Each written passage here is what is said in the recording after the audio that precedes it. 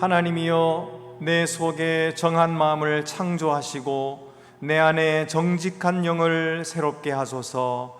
나를 주 앞에서 쫓아내지 마시며 주의 성령을 내게서 거두지 마소서. 주의 구원의 즐거움을 내게 회복시켜 주시고 자원하는 심령을 주사 나를 붙드소서. 아멘.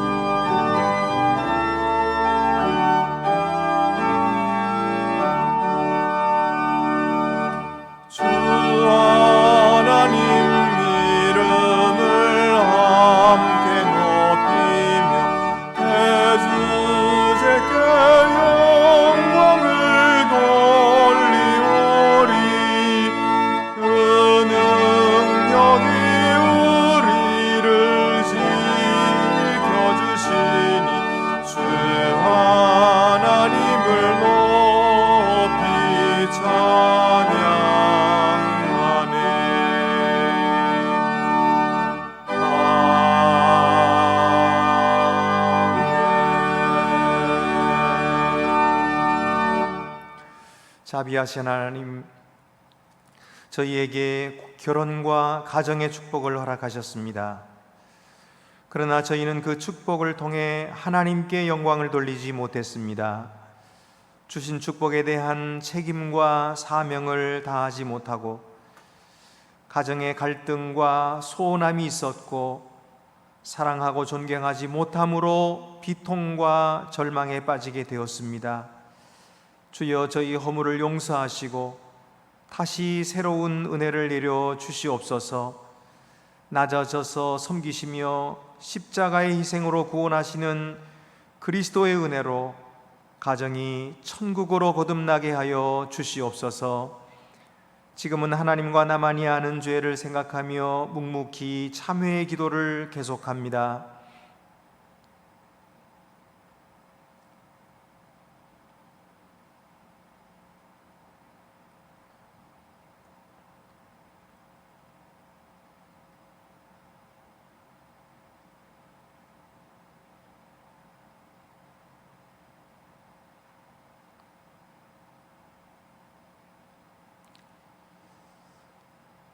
그는 우리 죄를 위한 화목제물이니 우리만 위할 뿐 아니요 온 세상의 죄를 위하심이라. 아멘.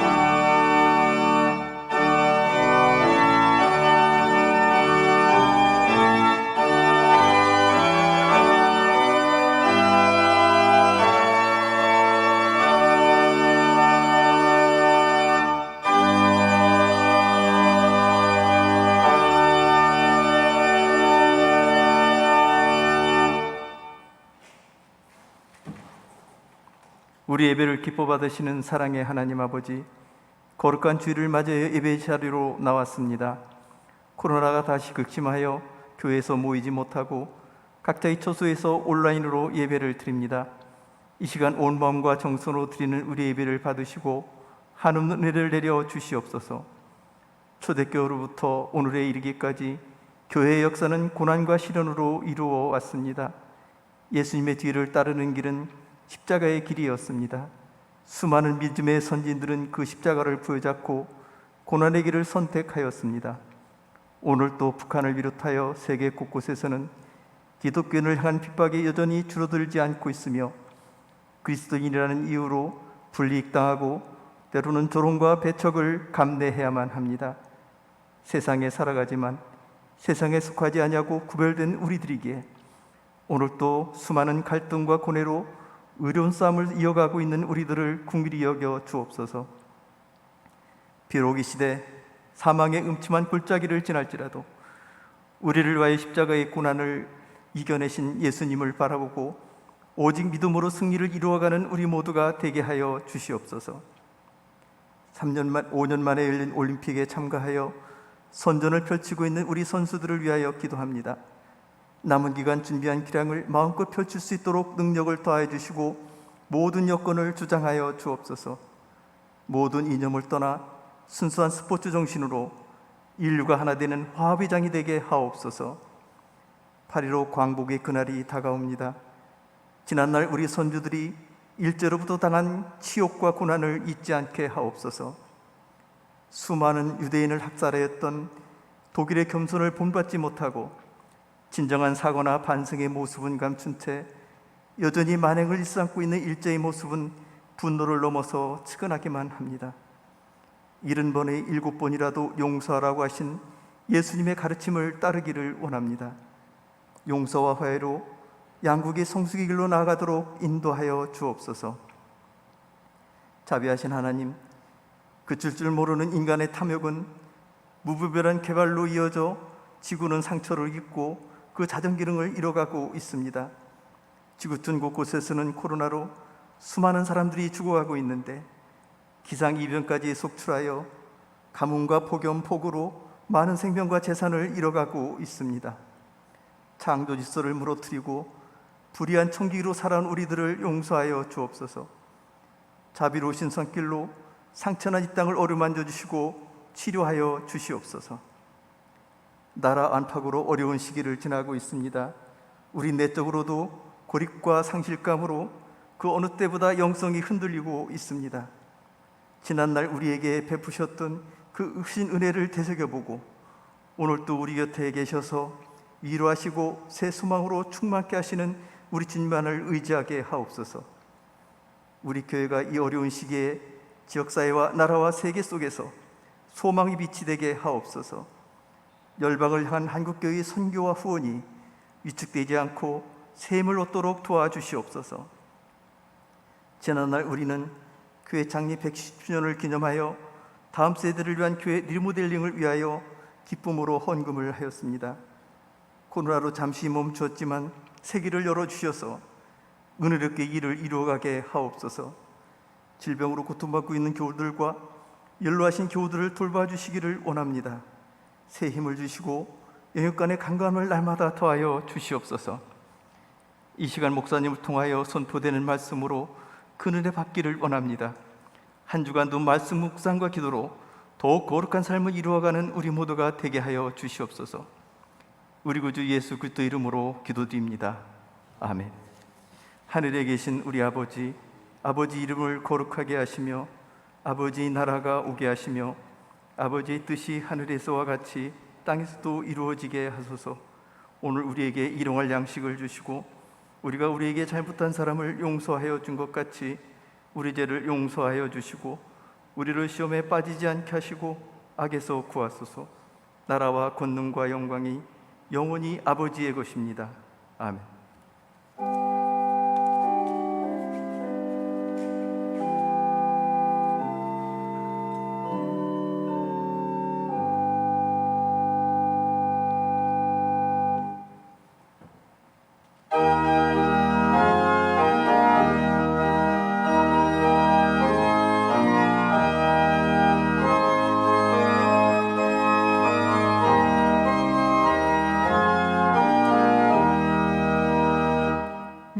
믿어라 주의 가정 반석 위에 섰으니 이 바람이 불어쳐도 흔들리지 않으리.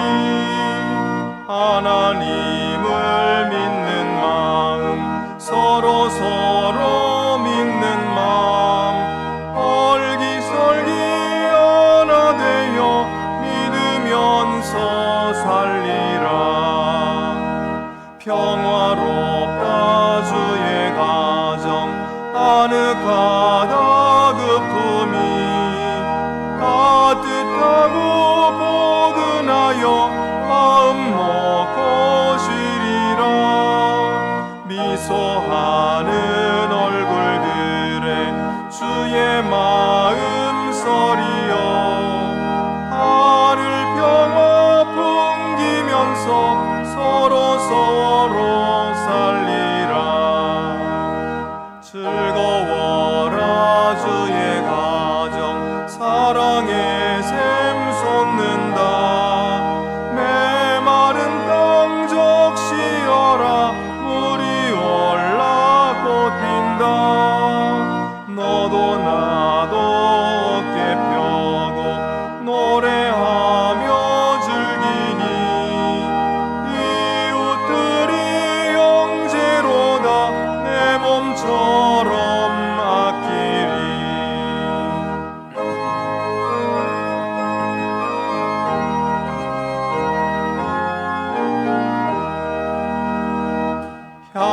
향기롭다 주의 가정 기도하는 이 시간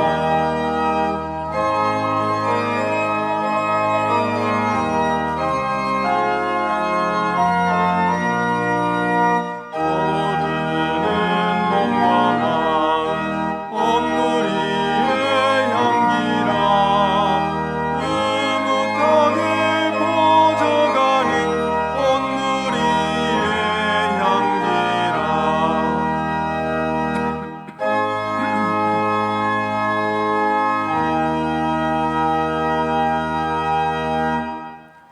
주보를 참고하시고 봉헌 드리시겠습니다.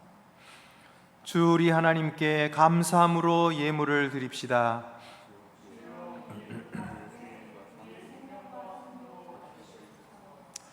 사랑과 구원의 하나님, 저희 하나님의 백성들의 집을 지켜주시고 언제나 사랑으로 돌보아 주심을 감사드립니다.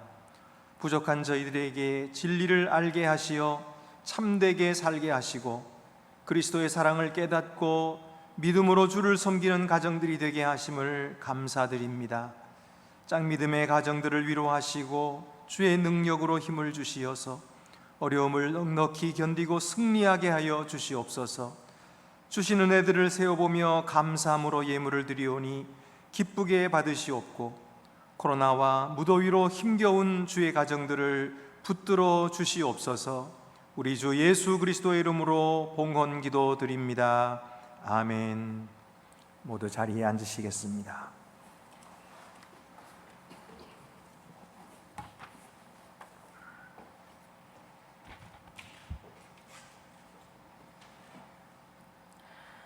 오늘 우리에게 주시는 구약의 말씀은 출애굽기 19장 1절에서 6절입니다. 구약 성경 110쪽에 있습니다. 이스라엘 자손이 애굽 땅을 떠난 지 3개월이 되던 날 그들이 시내 광야에 이르니라. 그들이 르비딤을 떠나 시내 광야에 이르러 그 광야에 장막을 치되 이스라엘이 거기 산 앞에 장막을 치니라. 모세가 하나님 앞에 올라가니 여호와께서 산에서 그를 불러 말씀하시되 너는 이같이 야곱의 집에 말하고 이스라엘 자손들에게 말하라. 내가 애굽 사람에게 어떻게 행하였음과 내가 어떻게 독수리 날개로 너희를 업어 내게로 인도하였음을 너희가 보았느니라. 세계가 다 내게 속하였나니 너희가 내 말을 잘 듣고 내 언약을 지키면 너희는 모든 민족 중에서 내 소유가 되겠고 너희가 내게 대하여 제사장 나라가 되며 거룩한 백성이 되리라. 너는 이 말을 이스라엘 자손에게 전할지니라. 우리에게 주시는 신약의 말씀은 고린도전서 7장 12절에서 16절입니다. 신약 성경 270쪽에 있습니다. 그 나머지 사람들에게 내가 말하노니 이는 주의 명령이 아니라 만일 어떤 형제에게 믿지 아니하는 아내가 있어 남편과 함께 살기를 좋아하거든 그를 버리지 말며 어떤 여자에게 믿지 아니하는 남편이 있어 아내와 함께 살기를 좋아하거든 그 남편을 버리지 말라. 믿지 아니하는 남편이 아내로 말미암아 거룩하게 되고 믿지 아니하는 아내가 남편으로 말미암아 거룩하게 되나니 그렇지 아니하면 너희 자녀도 깨끗하지 못하니라. 그러나 이제 거룩하니라. 혹 믿지 아니하는 자가 갈리거든 갈리게 하라. 형제나 자매나 이런 일에 구애될 것이 없느니라. 그러나 하나님은 화평 중에서 너희를 부르셨느니라. 아내된 자여 내가 남편을 구원할는지 어찌할 수 있으며 남편 된 자여 내가 내 아내를 구원할는지 어찌할 수 있으리요. 아멘.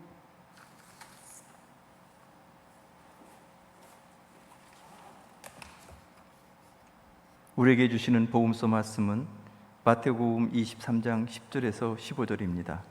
신약성경 38쪽에 있습니다.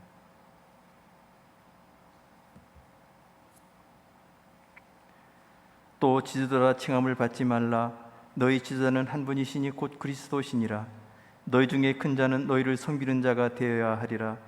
누구든지 자기를 높이는 자는 낮아지고 누구든지 자기를 낮추는 자는 높아지리라. 화 있으신 저 외식하는 서기관들과 바리새인들이여, 너희는 천국문을 사람들 앞에서 닫고 너희도 들어가지 않고 들어가려 하는 자도 들어가지 못하게 하는도다. 화 있으신 저 외식하는 서기관들과 바리새인들이여, 너희는 교인 한 사람을 얻기 위하여 바다와 육지를 두루 다니다가 생기면 너희보다 배나 더 지옥 자식이 되게 하는도다. 아멘.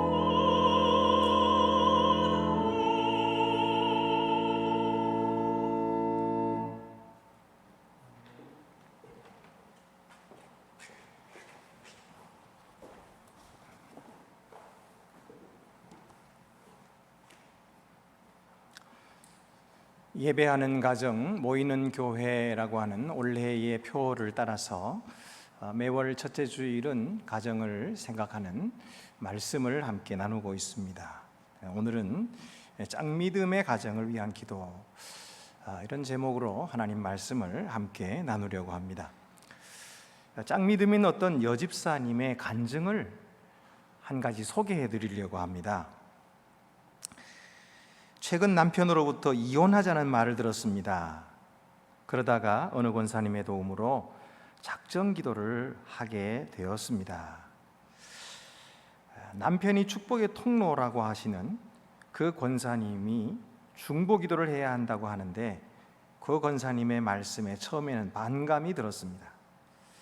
그래서 불만 가득한 심정을 하나님께 쏟아놓았습니다. 그런 제게 하나님은 다시 한번 남편을 위해 기도할 것을 명령하셨고 저는 그 말씀에 순종하기로 마음먹었습니다. 그렇게 남편을 위한 기도가 시작되었습니다. 그러자 기도를 시작한 지 오래지 않아서 남편에 대한 저의 회개가 터져 나왔습니다. 남편을 진정으로 존중하지 않은 내 모습이 얼마나 교만한지 하나님께서 기도 중에 제 속에 있는 더러운 죄를 보여주셨습니다. 마사지 샵을 하면서 손님들에게는 죽게 하듯 최선을 다하고자 생각해 왔으면서도 정작 내 남편에게는 숨막히는 냉랭한 도끼를 풍기며 살아왔습니다. 그런 제 모습을 본 이후로 가만히 있을 수가 없었고 새벽마다 회개하며 하나님 앞에 무릎을 꿇었습니다. 그러자 주님은 제 마음에 다가오셨고 위로해 주셨습니다. 물론 불신 남편과 함께 사는 일이 여전히 쉽지 않지만 그래도 하나님이 짝지어 주신 것을 사람이 나눌 수 없다는 말씀과 한 영혼의 구원을 통하여 믿음의 가정을 세우고픈 간절한 소원으로 요즘도 예수님처럼 내가 죽어야지 생각하며 최선을 다해 살고 있습니다. 이런 간증입니다. 저는 개인적으로 이렇게 결혼을 해서 제 아내와 함께 나란히 예배당에 앉아서 예배드리는 것이 꿈이었어요. 그리고 결혼한 후에 그렇게 된 것이 얼마나 감사한지 몰랐어요. 물론 지금은 이제 목사가 되어가지고 같이 앉아서 예배드릴 수는 없습니다만은 그래도 그렇게 함께 교회에 나올 수 있다고 하는 것이 참 행복하고 하나님께 감사를 드린 일입니다. 많은 그리스도인들이 예수를 믿고 그렇게 자기 아내와 남편과 손을 잡고 하나님께 나와서 나란히 예배를 드리고 싶은 그런 분들이 참 많이 있고요. 그렇지만은 그 꿈을 아직도 이루지 못하는 분들도 많이 계십니다. 하나님께서 그런 분들에게 위로와 격려와 새 힘을 허락해 주시기를 바랍니다. 우리가 잘 아는 말씀이죠. 주 예수를 믿으라 그리하면 너와 내 집이 구원을 얻으리라. 여기 말씀 보면은 너와 내 집이 구원을 얻으리라 그렇게 말씀하고 있어요.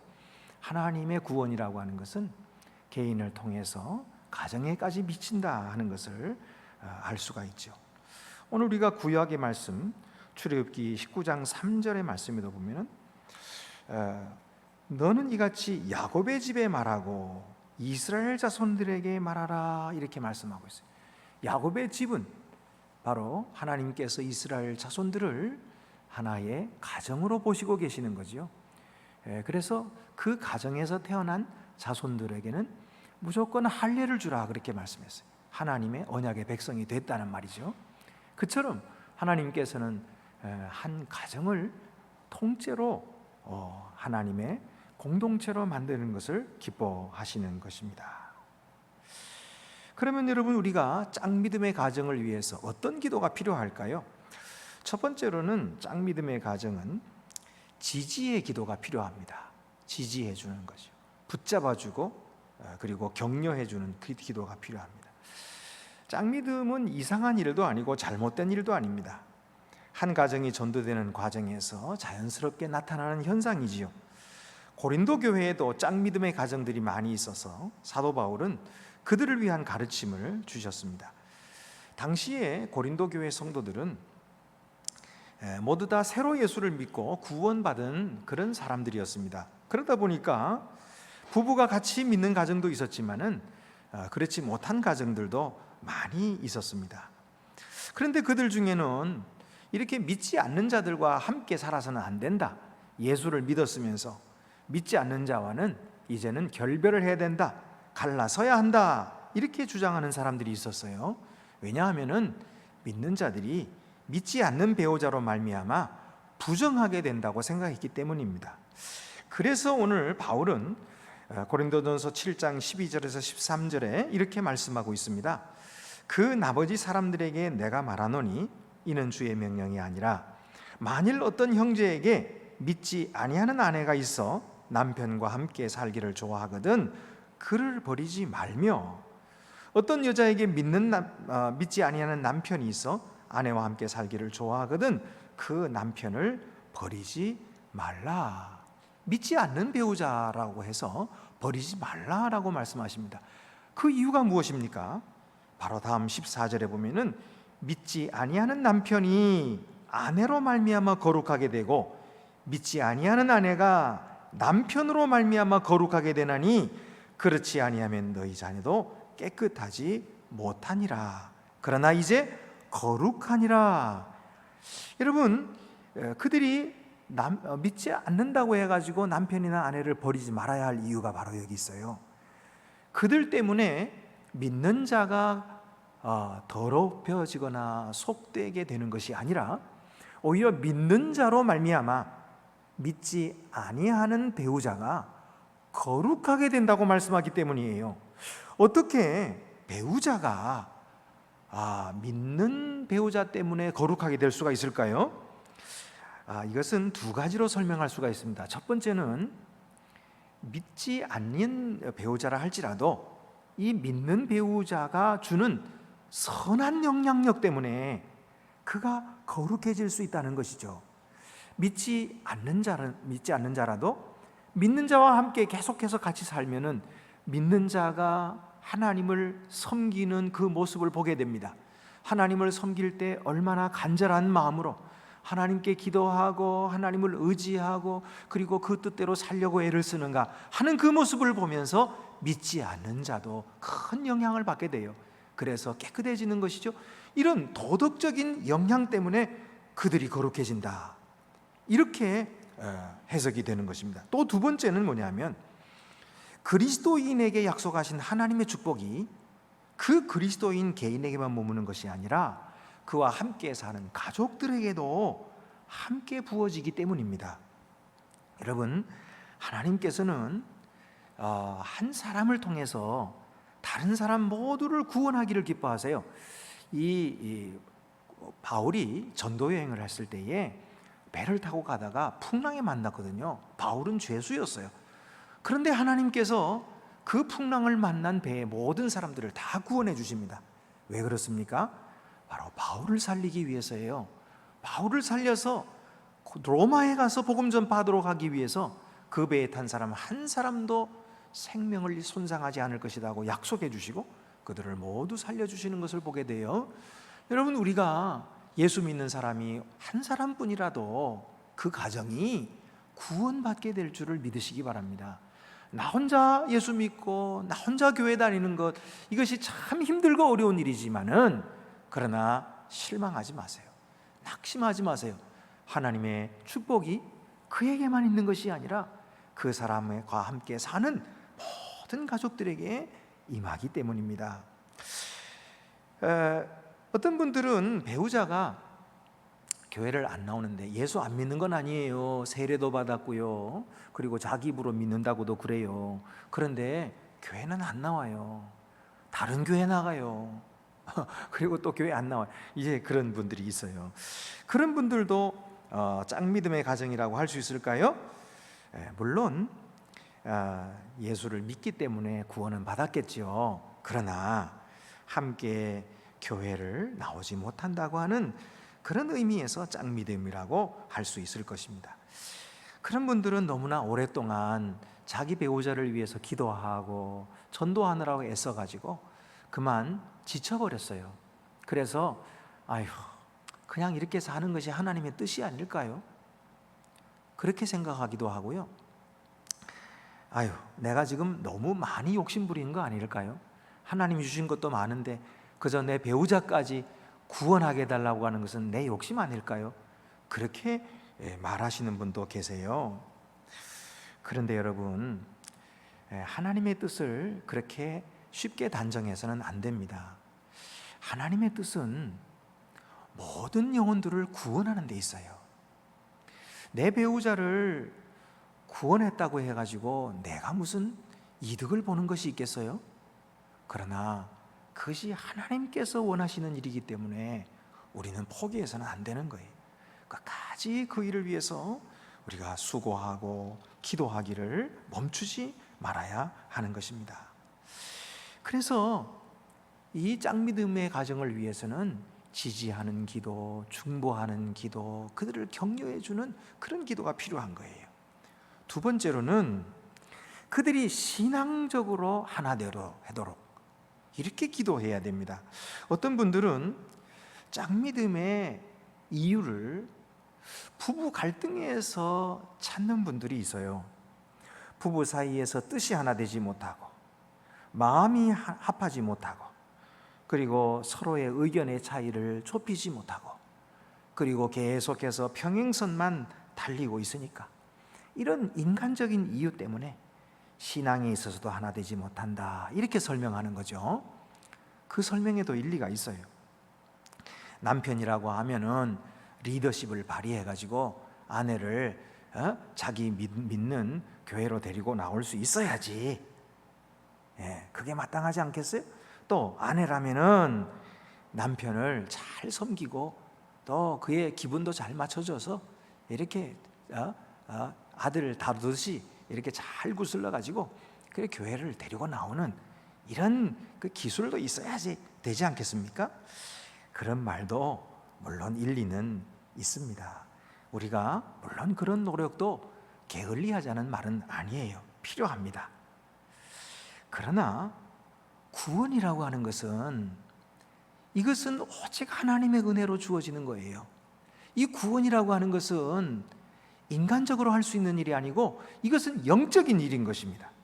영적인 일은 영적으로 다루어야 하는 것입니다. 절대로 어떤 한 편이 다른 편을 꽉 손에 잡고 지배한다고 해서 구원해 줄 수 있는 것이 아니고요. 타인 위에 군림해가지고 내 뜻대로 한다든지 상대편을 내 손아귀 아래 굴종하도록 강요한다든지 또는 진실치 못한 방법을 동원해가지고 그래서 교회를 데리고 나온다고 해서 그가 구원 얻는 것도 아니고 그 가정이 참 평화를 얻는 것이 아닙니다.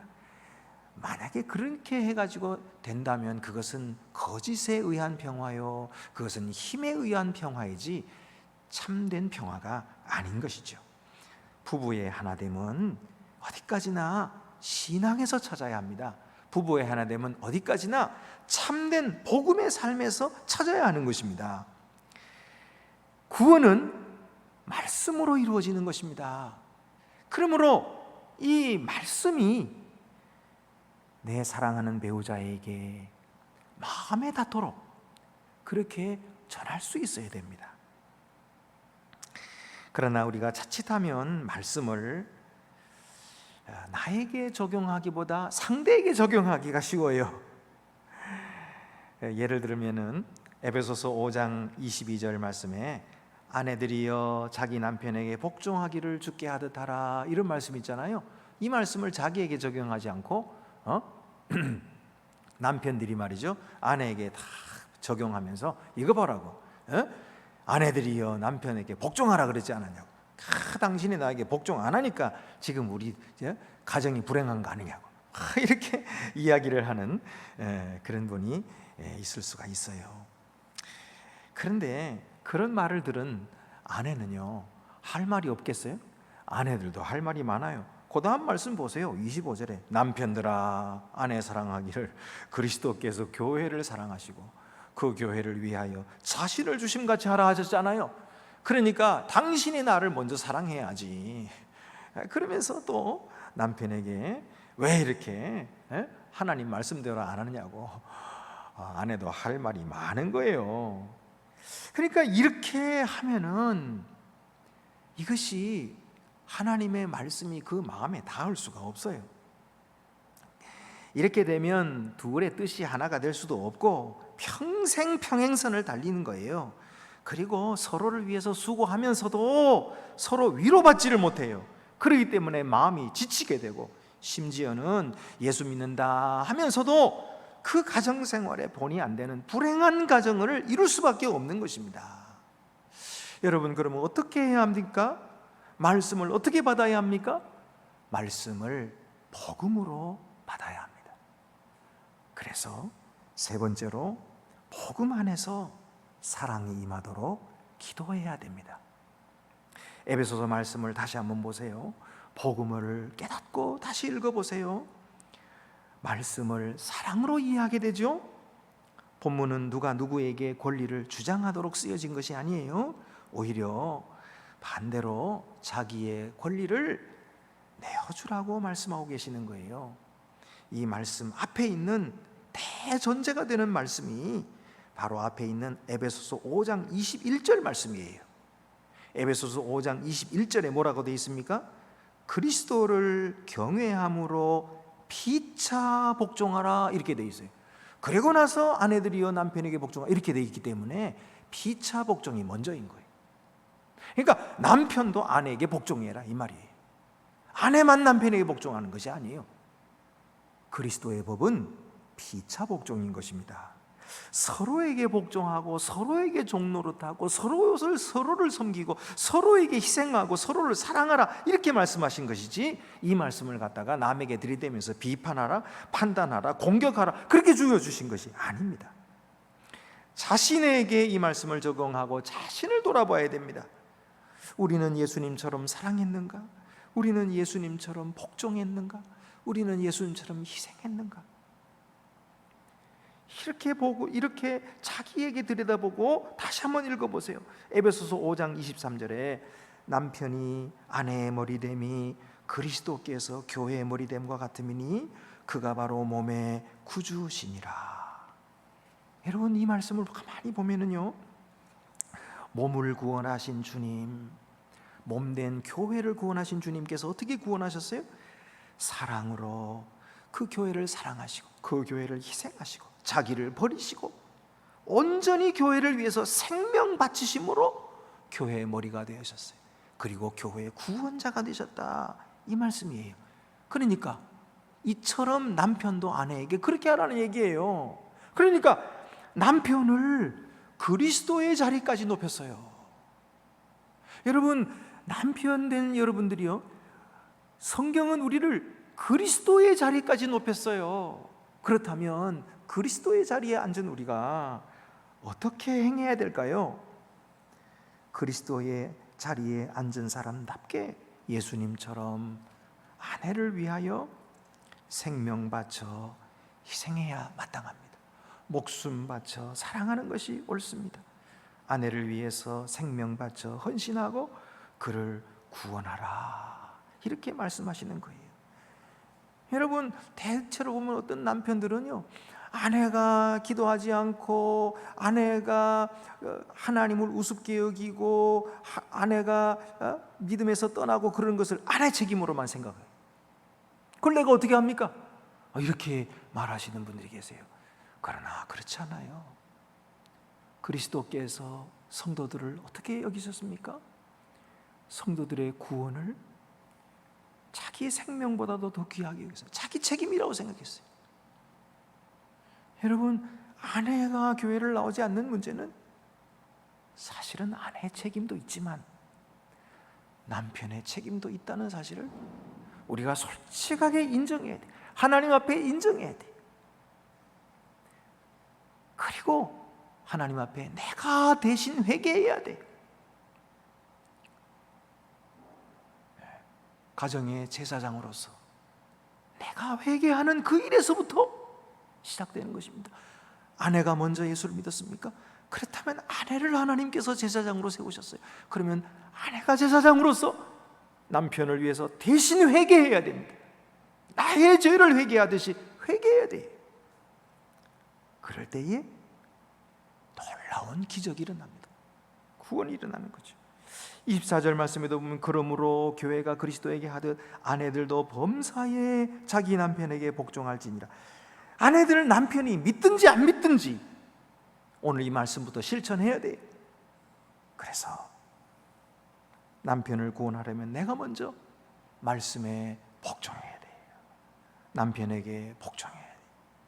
남편도 마찬가지예요. 25절에 남편들아 아내 사랑하기를 그리스도께서 교회를 사랑하시고 그 교회를 위하여 자신을 주심같이 하라. 무슨 뜻입니까 이것이? 아내를 위해 목숨 바치라 이 말이에요. 아내를 위해 죽으라 이 말이에요. 쉬운 말이 아닙니다 여러분. 그 후에 26절 27절에도 이렇게 하면 그리스도께서 교회를 깨끗하게 하신 거지. 그리스도께서 교회를 거룩하게 하고 그리스도께서 교회를 영광스럽게 세우신 것처럼 너희 남편들아 아내들을 그렇게 깨끗하게 하고 거룩하게 하고 영광스럽게 세워주라, 이렇게 말씀하고 계시는 거예요.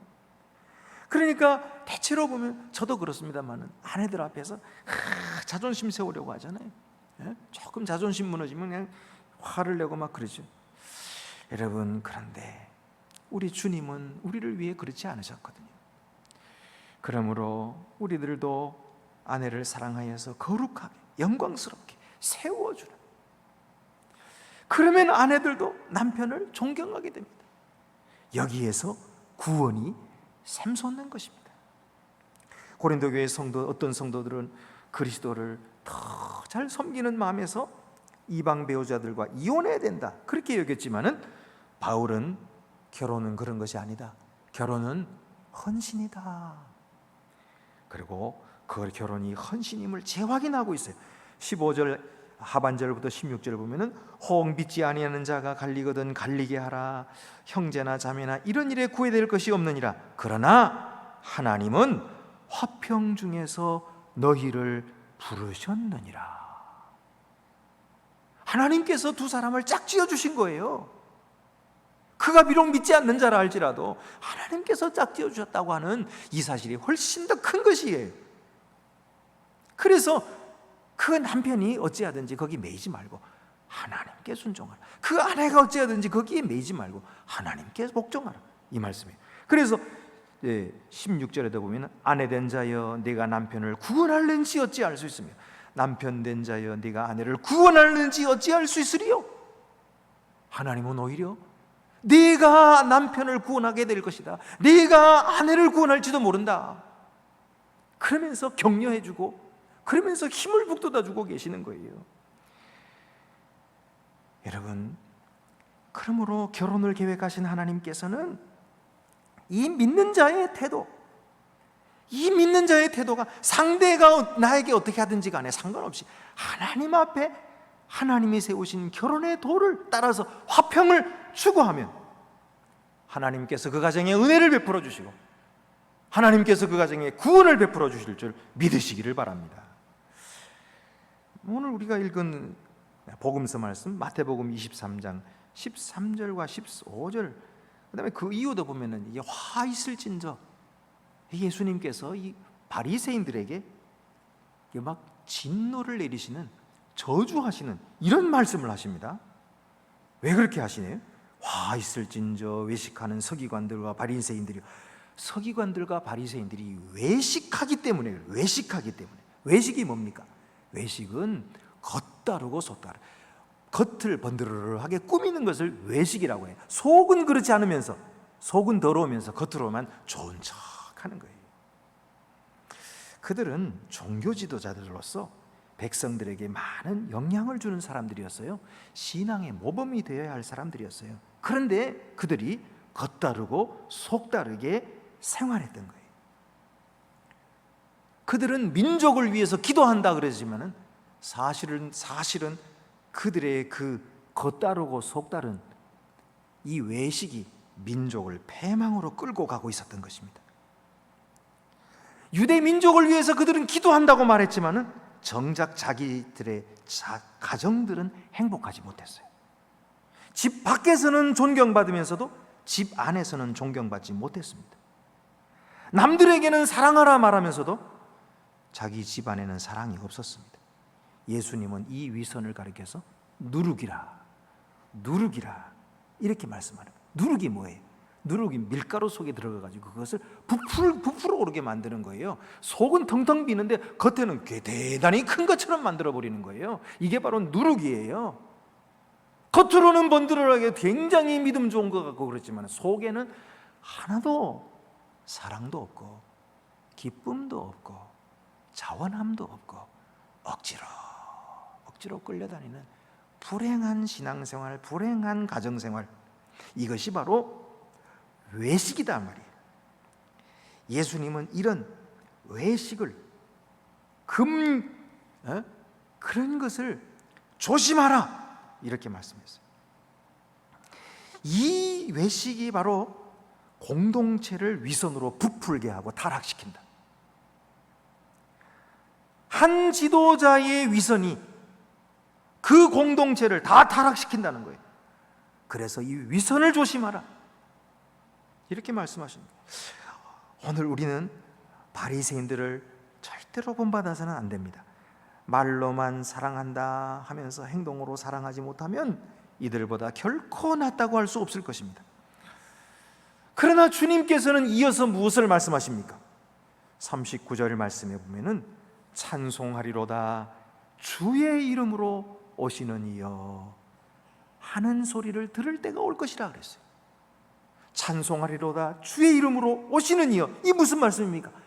바로 우리 주 예수 그리스도, 하나님의 아들이신 예수 그리스도께서 구원자로 이 세상에 오시는 것을 말하는 것입니다. 그가 예루살렘 성에 입성하게 될 것을 예수님께서 말씀하고 계시는 거예요. 그가 온 인류를 구원하시게 될 것을 말씀하고 계시는 것입니다. 여러분, 우리를 위하여 십자가를 지시는 주님으로 말미암아 우리의 가정은 구원될 줄로 믿습니다. 나는 부족하고 나는 연약합니다. 나로서는 내 배우자를 구원할 수도 없고 어찌할 수도 없습니다. 그러나 우리 주님은 강하십니다. 우리 주님은 능력이 많으십니다. 그가 구원하실 것입니다. 그가 우리를 일으켜 주실 것입니다. 그가 우리의 가정을 구원하시고 다시 살리시고 회복시켜 주시고 온전케 하실 것입니다. 우리는 연약하여 부끄러운 사람들입니다. 그러나 주께서 우리를 사랑하십니다. 주께서 우리를 건지십니다. 이 소망을 가지고 우리는 꾸준히 지금과 같이 앞으로도 달려가십시다. 짝믿음의 가정이여 낙심하지 마십시오. 주님께서 함께 하십니다. 여러분의 믿음을 통해서 온 가정을 구원하시게 될 것입니다. 여러분의 모든 후손들도 구원받게 될 것입니다. 어려움이 올지라도 결코 낙심하지 않는 이 믿음을 굳게 붙잡을 때 하나님을 기쁘시게 해드리는 것입니다. 오늘도 기도로서 좋은 본을 보여드리고 진실되게 하나님을 믿는 이 신앙생활을 본으로 보여줌으로써 하나님의 말씀이 전파되게 하고, 그리고 가정을 구원하고 교회를 살리고, 그리고 이 나라를 살리고 이 세계를 살리는 거룩한 주님의 종들이 다 되시기를 간절히 바랍니다. 기도드리시겠습니다. 은혜로우신 아버지 하나님, 우리들은 간절히 원하고 바라지만은 우리의 뜻대로 아직 이루어지지 않고 있습니다. 그러나 아버지 하나님, 우리가 포기하지 말게 하시고 낙심하지도 말게 하여 주시옵소서. 주님께서 영혼을 건지시기를 원하시고 주님께서 만백성이 구원받기를 원하신다고 하는 이 귀한 사실을 끝까지 믿게 하여 주시고, 하나님께서 온전히 이루실 때까지 믿음의 기도를 그치지 말게 하여 주시고 노력하기를 그치지 말게 하시고, 하나님 앞에 내가 먼저 순종하여서 온 가정을 구원하는 복된 주의 가정 되게 하여 주시옵소서. 우리 주 예수 그리스도의 이름으로 기도드리옵나이다. 아멘. 나는 전능하신 아버지 하나님 천지의 창조주를 믿습니다. 나는 그의 유일하신 아들 우리 주 예수 그리스도를 믿습니다. 그는 성령으로 잉태되어 동정녀 마리아에게서 나시고 본디오 빌라도에게 고난을 받아 십자가에 못 박혀 죽으시고 장사된 지 사흘 만에 죽은 자 가운데서 다시 살아나셨으며 하늘에 오르시어 전능하신 아버지 하나님 우편에 앉아 계시다가 거기로부터 살아있는 자와 죽은 자를 심판하러 오십니다. 나는 성령을 믿으며 거룩한 공교회와 성도의 교제와 죄를 용서받는 것과 몸의 부활과 영생을 믿습니다. 아멘. 네, 광고 시간입니다. 앞뒤 옆에 계신 분들 서로 인사 나누시겠습니다. 주님의 사랑으로 사랑합니다. 아름다운 가정, 행복한 가정, 믿음의 가정을 이룹시다. 우리 주일학교 여름 성경학교가 어제 이렇게 우리 중고등부와 아동부 연합으로 잘 이루어졌고, 또 영아부도 유치부도 모두 마치게 되어서 정말 감사하게 생각합니다. 온라인으로도 이렇게 다 진행하게 되었는데요. 수고하신 우리 전도사님들과 목사님들, 또 교사들에게 감사를 드립니다. 참여하신 우리 어린이와 청소년들, 믿음으로, 배운 대로 믿음으로 무럭무럭 자라나서 하나님의 나라의 큰 일꾼들을 다 되시기를 바랍니다. 그 외에 다른 광고는 주보를 참고하시기를 바랍니다. 이제 우리 다 같이 자리에서 일어나셔서 위탁의 말씀과 함께 파송의 찬송 1절만 부르고 축도로 마치도록 하겠습니다. 평강 안에서 세상 속으로 나아가십시오. 마음을 다하고 목숨을 다하고 뜻을 다하여 주 하나님을 사랑하십시오. 또한 여러분의 이웃을 내 몸같이 사랑하십시오.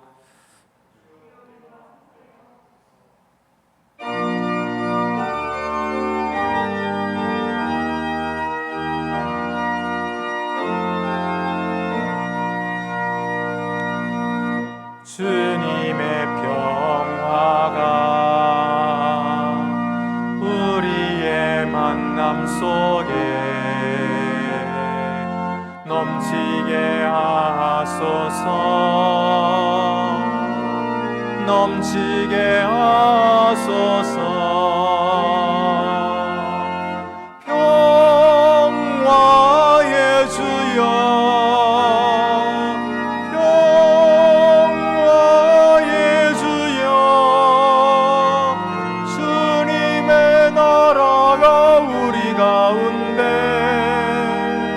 샘솟게 하소서.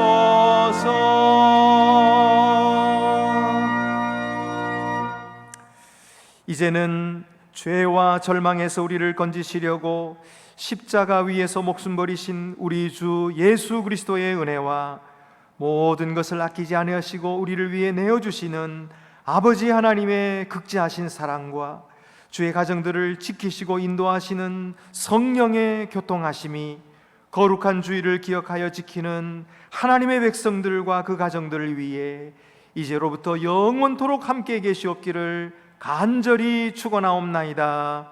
아멘.